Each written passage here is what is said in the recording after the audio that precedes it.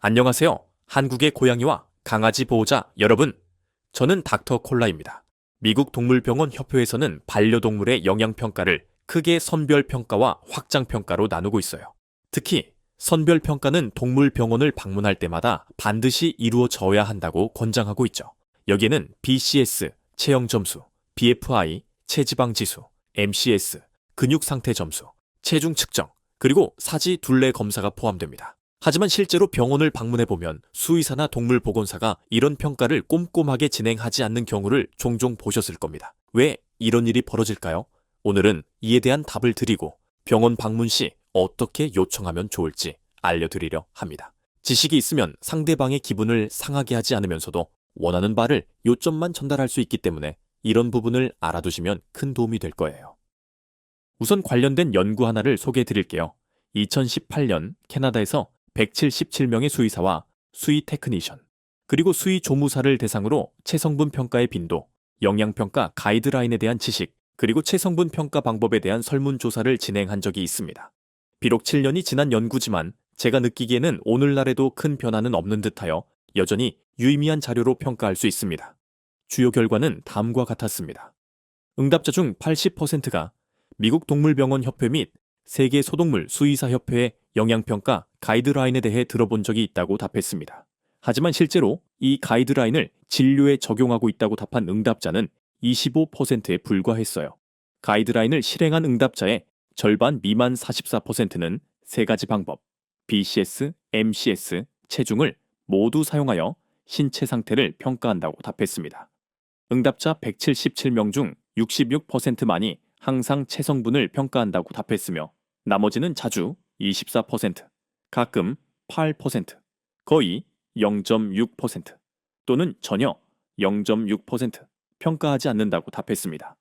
현재 동물병원에서 가장 많이 사용되는 선별평가 방법은 BCS, 체형점수와 체중 측정입니다. 이는 간단하고 적용하기 쉬운 방법이기 때문에 병원 현장에서 가장 선호되고 있는 것으로 보입니다. 하지만 흥미로운 점은 이 방법들이 가장 정확한 평가 방법과 비용이 문제되지 않는다면 사용할 방법으로도 꼽힌다는 점입니다. 비전문가인 보호자들조차도 BCS와 체중 측정 같은 시각적 평가보다는 BIA, 생체 전기 임피던스 분석, 덱사, 이중에너지 X선 흡수법 같은 방법이 더 정확하다는 것을 알고 있다는 사실입니다. 그런데도 병원에서는 여전히 BCS와 체중 측정을 가장 정확한 방법으로 꼽고 있습니다. 이는 단순히 비용과 시간의 제약 때문이기도 하지만 수의사와 병원 담당자들이 체성분 평가에 대해 더 나은 방법을 도입하려는 의지가 부족하거나 무관심한 부분도 있습니다. 그럼에도 흥미로운 부분은 설문조사 결과 응답자의 94%가 현재 사용하는 방법보다 더 정확한 대체 방법이 있다면 사용하겠다고 답했다는 점입니다. 이는 수의사와 동물보건 전문가들이 한편으로는 BCS와 체중 측정 같은 기존의 간단한 방법에 익숙하고 이를 고수하려는 태도를 보이면서도 동시에 더 정밀하고 효율적인 평가 방법에 대한 열망도 가지고 있음을 보여줍니다. 앞으로는 BIA, 덱사, MRI, CT, QMR, 정량 자기공명법 등의 대체 방법들이 병원 환경에서 쉽게 적용될 수 있도록 비용과 시간 제약을 해결하려는 노력이 중요합니다. 이는 단순히 수의사들의 무관심이나 태도를 지적하는 것을 넘어서 이러한 평가 방법이 현실적으로 도입될 수 있도록 과학기술의 발전이 선행되어야 한다는 의미입니다. 예를 들어 반려동물 전용 BIA 기기나 덱사 장비를 개발하는 것이 매우 유용한 대안이 될 수 있습니다. 현재의 BIA나 덱사 장비는 주로 인간을 대상으로 설계되어 있어 반려동물의 체형이나 생리적 특성에 맞지 않는 경우가 많습니다. 따라서 크기가 작고 휴대성이 뛰어나며 비용이 상대적으로 낮은 반려동물 전용 장비가 개발된다면 병원 환경에서도 보다 쉽게 활용될 수 있을 것입니다. 더 나아가 이런 기술들은 병원뿐만 아니라 보호자들이 집에서도 사용할 수 있도록 상용화될 가능성이 있습니다. 반려동물 전용 소형기기가 개발된다면 보호자들은 집에서도 간단히 반려동물의 체성분을 평가할 수 있을 것이며 병원에서는 덱사나 QMR 같은 정밀한 방법으로 추가 평가를 진행해 데이터의 신뢰성을 높일 수 있습니다. 현재 동물병원에서는 BCS, 체형점수와 체중 측정은 비교적 자주 시행되지만 BFI, 체지방지수와 MCS, 근육상태, 평가는 간과되는 경우가 많습니다. 하지만 이는 평가의 정밀도를 떨어뜨릴 수 있는 문제입니다. 특히 BCS8에서 9단계 비만인 반려동물의 경우에는 BFI 평가가 더 정확한 정보를 제공하며 반대로 저체중 상태라면 MCS 평가를 병행해야만 정확한 상태를 판단할 수 있습니다. 이런 상황에서 보호자분들께서는 각각의 평가 개념을 이해하고 동물병원에서 상황에 맞는 평가를 요청하실 수 있어야 합니다.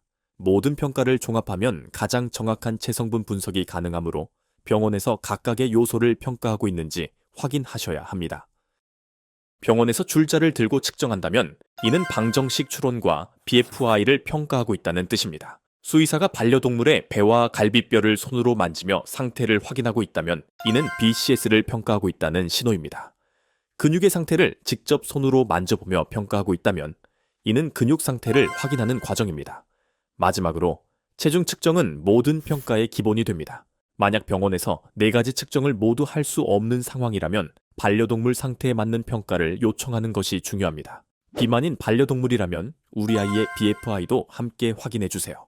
저체중이 의심되는 경우 근육 상태 MCS도 평가해 주실 수 있을까요? 체형 상태를 알고 싶다면 BCS 점수가 어느 정도인지 확인해 주세요. 이처럼 구체적으로 요청하면 병원에서도 더 체계적인 평가를 진행할 가능성이 높아집니다. 동물병원에서 BFI, BCS, MCS, 체중 평가까지 진행되었다면 여기서 한 걸음 더 나아가 이상 체중, 기초 대사량, 일일 칼로리 요구량까지 산정해 달라고 요청하는 것이 중요합니다. 이는 반려동물의 체중 관리와 건강을 보다 체계적으로 개선하는 데 매우 유용합니다. 기초 대사량은 반려동물이 생명을 유지하는 데 필요한 최소한의 에너지량을 의미하며 일일 칼로리는 기초 대사량의 활동 개수를 곱해 산정합니다.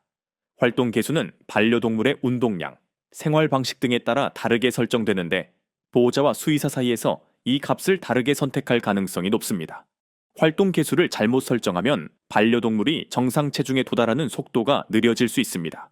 예를 들어 과체중인 반려동물에게 과도한 칼로리를 제공하거나 저체중 반려동물에게 필요한 칼로리를 충분히 제공하지 못할 경우 체중 관리가 어려워질 뿐만 아니라 비만, 영양실조 또는 다른 대사성 질환의 위험 요인이 증가할 수 있습니다.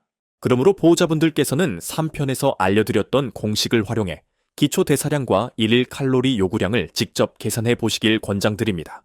병원에서 제공하는 수치와 비교해 보는 것은 반려동물의 건강 관리를 더욱 체계적으로 진행하는 중요한 과정입니다. 병원 방문 전에는 단순히 BCS, BFI, MCS, 체중을 확인하는 것에 그치지 않고 직접 이상 체중, 기초 대사량, 일일 칼로리 요구량까지 계산해 보세요. 그런 다음 병원에서 제공한 수치와 꼭 비교하시기 바랍니다. 이를 통해 반려동물에게 가장 적합한 칼로리 섭취 계획을 수립할 수 있습니다. 이런 노력이 단순히 체중 관리에서 끝나는 것이 아니라 반려동물의 평균 수명을 증가시키는 첫걸음이 될 수 있습니다. 보호자분들께서 주도적으로 반려동물의 상태를 파악하고 병원과 협력한다면 건강하고 행복한 반려동물의 삶을 만드는 데 큰 차이를 만들어낼 것입니다. 닥터 콜라였습니다. 감사합니다.